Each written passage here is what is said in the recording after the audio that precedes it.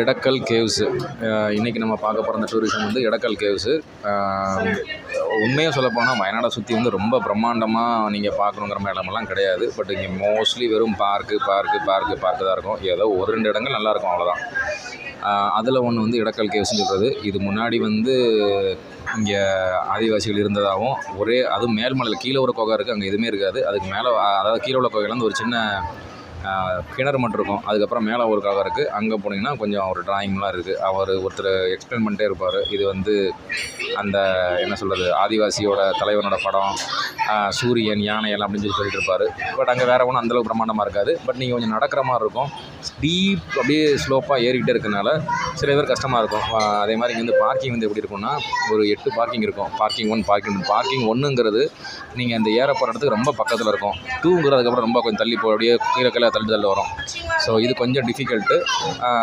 மற்றபடி வந்து அந்த ரொம்ப ஸ்டீப் ஸ்லோப்பாக ஏறுறதுனால சில பேர் கஷ்டமாக இருக்கும். மேலேயும் பார்த்தீங்கன்னா பாதிக்கு அப்புறம் தான் படி இருக்கும். அந்த குகை 1லேருந்து குகை 2க்கு போகிறதுக்கும் அதுலேருந்து இறங்கி வர்றதுக்கு ஃபுல் அண்ட் ஃபுல் வந்து ஸ்டீல் ஸ்டெப்ஸ் தான் இருக்கும். ஸோ அது கொஞ்சம் கவனமாக போங்க. ரொம்ப டீப்பாக ஏறும் அது. அதுவும் 2வது கோயிலேருந்து இந்த பாதிக்கு மேலே நீங்கள் போய்ட்டு வரும்போது ஒரே படியில் தான் ஒரு சைடு ஏறி இறங்கணும். அப்படிங்கும்போது ரொம்ப சின்ன ஸ்டெப்ஸு, கொஞ்சம் கஷ்டமாக இருக்கும் சில பேருக்கு. சின்ன பசங்களாம் நடக்கிற கொஞ்சம் வருத்தப்படுவானுங்க.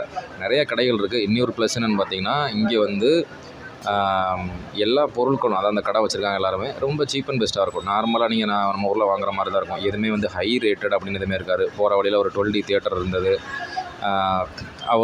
அதுவுமே ஓகே, நல்லா தான் இருந்தது. அதுக்கப்புறம் வந்து பார்த்திங்கன்னா நிறையா வந்து ஹோட்டல்ஸு, மெயினாக வந்து சிப்ஸ் எல்லாமே சாம்பிள் கொடுப்பாங்க. நீங்கள் வாங்கி சாப்பிட்டு பார்த்துட்டு உங்களுக்கு எதுவும் பிடிச்சிருந்தா நீங்கள் அதை வாங்கிக்கலாம்.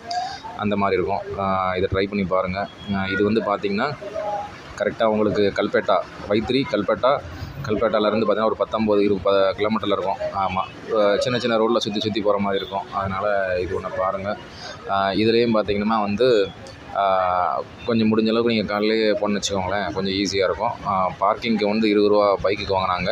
இந்த மாதிரி ஒவ்வொரு வண்டிக்கு ஒரு பார்க்கிங் காசு. அதுக்கப்புறம் மேலே நீங்கள் போனதுக்கப்புறம் அங்கே என்ட்ரி ஃபீ ஒன்று வாங்குவாங்க. அந்த என்ட்ரி ஃபீ வந்து வாங்கினதுக்கப்புறம் மேலே போகலாம். வாட்டர் பாட்டில் வந்து பிளாஸ்டிக் பாட்டில் கொண்டு போனீங்கன்னா ஒரு ஸ்டிக்கர் நீங்கள் ஒட்டிக்கலாம். அது ஒட்டிட்டு ₹20 கொடுக்கணும். அது ரிட்டர்னபிள் பேசிஸ். திரும்ப வந்து நீங்கள் ஸ்டிக்கரை கொடுத்தீங்க அப்படின்னா உங்களுக்கு அந்த ₹20 திரும்ப கொடுத்துருவாங்க. இல்லைனா கொடுக்க மாட்டாங்க. மேக்ஸிமம் வந்து பிளாஸ்டிக்ஸ் எல்லாம் அங்கே அலோவ் பண்ணுறதில்ல. பட் எல்லாமே அங்கே இருக்கிறது எல்லாமே பிளாஸ்டிக்கை தான் விற்கிது. அதனால் அதை கொஞ்சம் பார்த்துக்கலாம். கண்டிப்பாக வந்து அதை ட்ரை பண்ணி பாருங்கள். சரியா?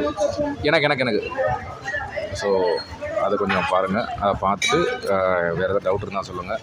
இதோட ரூட்டு இங்கேருந்து வந்து உங்களுக்கு நீங்கள் வந்து கூடலூர் போகலாம் ஷார்ட் ரூட்டில். அது ரொம்ப நல்லாயிருக்கும். மற்றபடி வந்து இங்கே சொல்கிற அளவுக்கு ரொம்ப இல்லை. ட்ரை பண்ணி பாருங்கள். தேங்க்யூ.